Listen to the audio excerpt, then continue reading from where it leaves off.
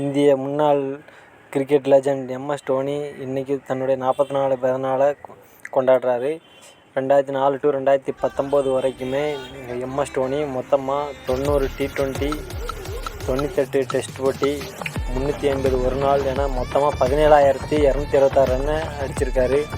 MS தோனியை பற்றி சொல்லணும்னா நிறைய சொல்லிகிட்டே போகலாம். அவரோட மின்னல் வேக ஸ்டம்பிங், ஹெலிகாப்டர் ஷாட் என அவருக்குன்னு தனி சிறப்பே இருக்குது.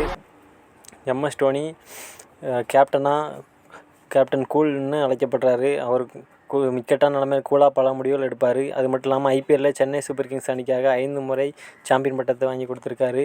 அது மட்டும் இல்லாமல் 2007 T20, 2011 ODI, 2013 சாம்பியன் ட்ராஃபி 3ஐயும் இந்திய அணிக்காக வாங்கி கொடுத்த ஒரே கேப்டன் அவர் தான்.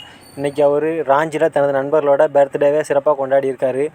அது மட்டும் இல்லாமல் எம்எஸ் தோனி நடந்து முடிந்த ஐபிஎல் போட்டியில் ருத்ராஜ் காயம் காரணமாக விலகினாலும் பாதிக்கு மேலே போட்டியில் கேப்டனாக ஆடினார்.